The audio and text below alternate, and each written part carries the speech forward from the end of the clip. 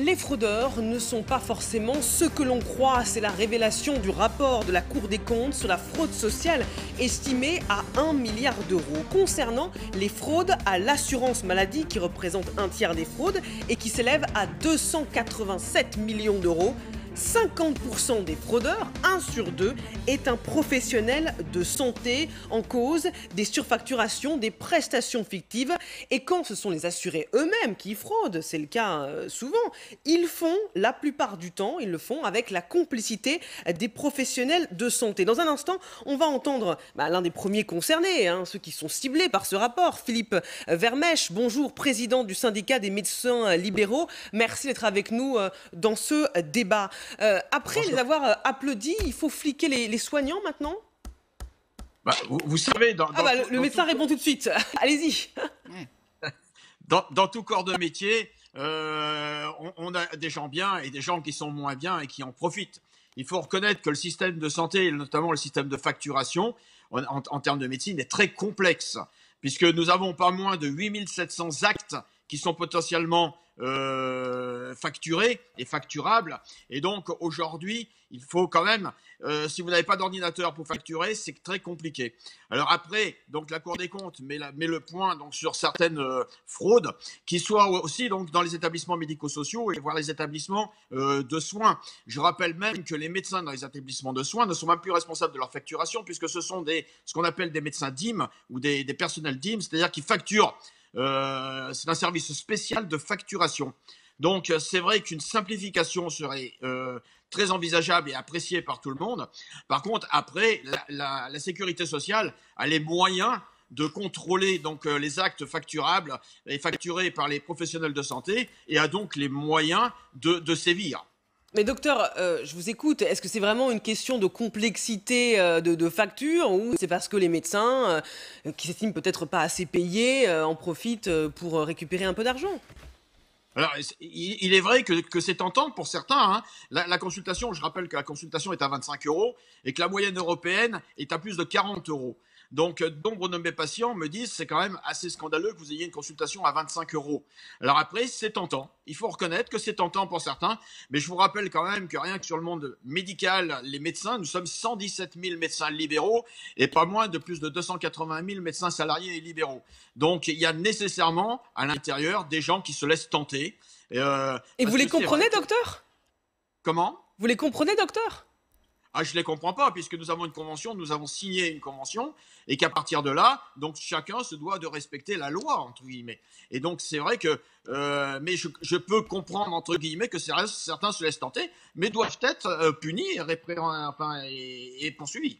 Docteur Vermèche, justement sur cette complaisance du milieu médical, quand on parle de un fraudeur sur 2 est un professionnel de santé, c'est pour parler des actes de fraude commis directement par les professionnels de santé. Ça ne rentre pas, on ne rentre pas dans ce chiffre, tous ces actes de complaisance où c'est le médecin qui aide l'assuré à frauder.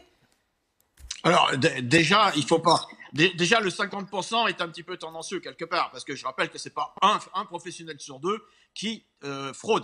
C'est 50% des professionnels qui sont 50% des fraudeurs qui sont des professionnels de santé. Oui. Donc c'est loin d'être la majorité quand même des professionnels de santé. Dans ces professionnels de santé, vous parlez beaucoup de médecins, mais il y a aussi tous les autres, les infirmiers, tous les autres professionnels de santé.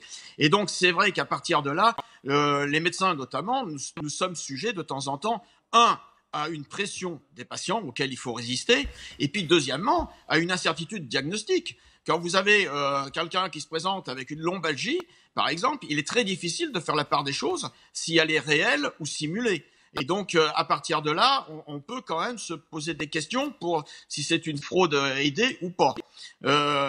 Voilà. Enfin bon, les certificats, pardon. Les certificats... Je pense par exemple à quelqu'un que je connais qui travaille dans un grand hôpital de province.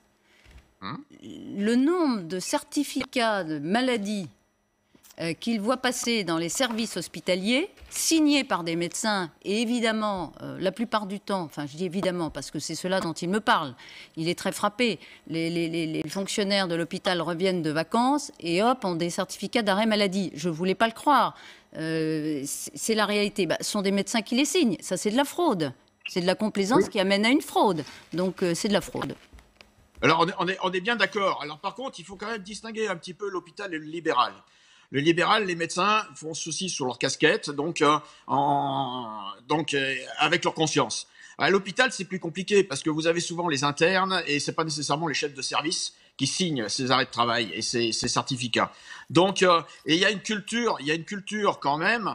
On voit bien que les médecins libéraux aujourd'hui, avec la pression qu'on a, sont sensibilisés à ne pas donner beaucoup d'arrêts de travail, à limiter quand même les choses. À l'hôpital, la culture est un petit peu différente parce qu'on a des personnels qui sont plus jeunes notamment et qui entrent notamment sur les internes et sur les jeunes médecins qui sont salariés de l'hôpital. Et donc n'ont pas nécessairement je veux dire l'expérience de la pression des patients. Alors, je pense que vous avez raison, docteur Vermersch, d'insister sur le fait que c'est pas un médecin sur deux qui fraude. C'est 1 sur 2 des fraudeurs, c'est-à-dire probablement un très très très petit pourcentage. Mais en revanche, quand je vous entends après dire 3 fois c'est tentant, 2 fois utiliser le verbe tenter, et après m'expliquer parce que 25 €, on est très mal payé, moi je me dis, si j'écoute ça, bah oui, je suis très mal payé, c'est tentant, bah, j'y vais. Alors, si j'ai une lombalgie et que mon médecin n'a pas d'ordinateur, là, j'y vais encore plus, parce qu'à vous entendre, s'il n'a pas d'ordinateur, il n'y peut rien, et la lombalgie, c'est compliqué. Mais même, vous ne pensez pas que votre façon de dire tentant, qui est quand même une façon de couvrir ces pratiques un petit peu? Je ne les couvre absolument pas. Le problème, c'est que c'est comme dans toute population de professionnels. Vous avez des gens qui quand c'est facile, ils le font, même si c'est illégal. Mais je rappelle quand même, comme je l'ai dit tout à l'heure, que la sécurité sociale a quand même les moyens. Et on a des statistiques au niveau de la Sécu. Donc nous, on appelle même ça le délit statistique. Parce que de temps en temps, il y a des gens qui ont des populations de patients qui sont très spéciales et qui sortent des statistiques et qui sont attaqués par la caisse. Et ces gens-là, donc nous, on va les défendre parce que leur différence avec les autres s'explique par leur pratique. Maintenant, la caisse est tout à fait capable de voir donc des attitudes et des facturations qui sont tout à fait anormales et qui sortent du lot.